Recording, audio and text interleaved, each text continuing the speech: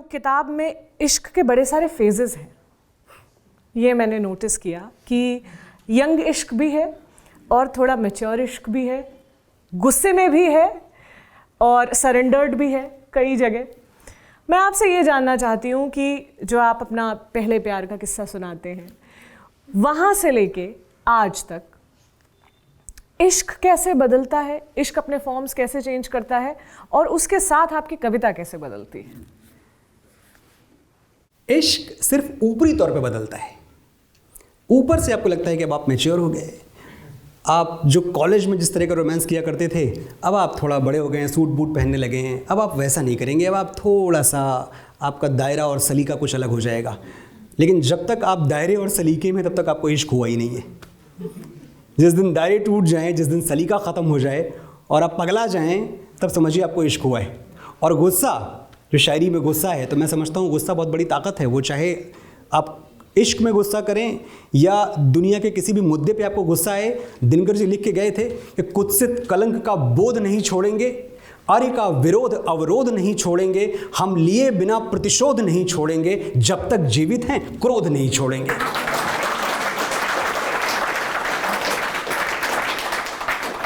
तो मुझे गुस्सा आता था, मुझे गुस्सा आता है, और इस बात पे गुस्सा तब ज़रूर आता था जब मुझे कोई कहता था कि यार तुमसे अगर इश्क कर लिया, जो मेरी पहली गर्लफ्रेंड ने मुझसे कहा। मैं पहली बहुत इज्जत के साथ लगा रहा हूँ क्योंकि पहली के बाद और भी कहानियाँ हैं।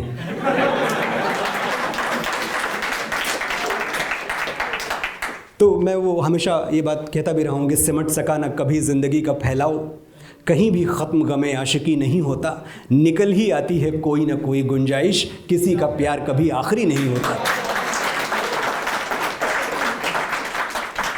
तो मुझे कहा गया कि तुम मेरे पापा को पसंद नहीं हो। और पापा को क्यों पसंद नहीं हो? क्योंकि तुम लाइफ में कुछ करोगे नहीं। मैंने कहा पापा तुम्हारे ये वाली बात एकदम गलत रीड कर रहे हैं।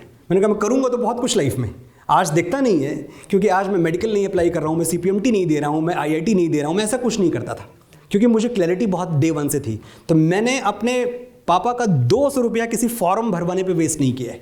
एक फॉर्म नहीं भरा मैंने आज तक, बिकॉज आई न्यू कि मुझे पकड़नी है पुष्पक, मुझे आना है मुंबई और मुझे लिखने हैं गाने। फॉर्म के पैसे, टिकट के पैसे। हाँ एग्जैक्टली। तो ये चीज़ रही है। कुल मिला के अगर इस पूरे सवाल को मैं 1-2 शब्दों में ख़त्म करना चाहूँ तो बात वो वही है कि मैं खंडहर हो गया पर तुम न मेरी याद से निकले।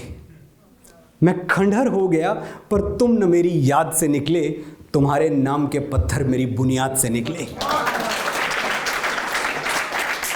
एक प्राइड जो हमने अभी बात की कि गुस्सा है, और गुस्से के साथ साथ एक प्राइड भी है। बहुत मुझे आपके लिखे में एक अभिमान और रोते हुए भी कभी गिड़गिड़ाया नहीं वाला एक भाव आता है। तो मैं एक आध कुछ पंक्तियां हैं, जैसे आपकी ये कविता है, मैं बाज हूं पर्वत घर मेरा, सुख चैन की ठंडी छांव तले मुश्किल है यार बसर मेरा, महलों में कबूतर रहते हैं, मैं बाज हूं पर्वत घर मेरा। रन स्वाभिमान का लड़ने को मैं एक अकेला काफी हूं, एक हिम्मत है तलवार मेरी, 2 बाजू हैं लश्कर मेरा। मैं ओस चाट के भी खुश हूं, यूं दरिया दिल है प्यास मेरी, वरना जिद पे आ जाऊं तो नदियां मेरी सागर मेरा। इस धरती का विश्वास हूं मैं, करबला और कैलाश हूं मैं, कतरा कतरा मैं हुसैनी हूं, कंकर कंकर शंकर मेरा। और एक आखिरी स्टैंजा, मैंने सोचा तो 2 पंक्तियां पढ़ूंगी, मैं मोह में आ गई, पूरा पढ़ मेरी टूटी शमशीरों पे तुम्हें आज हंसी आ जाती है, कल आंखें धुआं हो जाएंगी जब देखोगे जौहर मेरा। मैं ये जानना चाहती हूँ कि ये प्राइड, ये सेल्फ कॉन्फिडेंस कहाँ से आती है? स्मॉल टाउन से आती है, एक तरफा प्यार से आती है? मैं थोड़ा समझने की कोशिश कर रही हूँ। आपने गैरत की बात की, आपने खुददारी की बात की। मुझे अहमद फराज का एक शेर याद आता है कि शिद्दते मैकशी में भी गैरत मैकशी रही।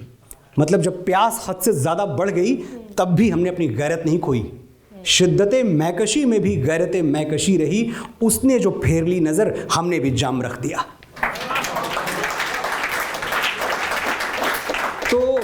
मैंने वो वाला इश्क नहीं किया जब मैं घुटनों पे गिर के और किसी से गिड़गिड़ाऊँ।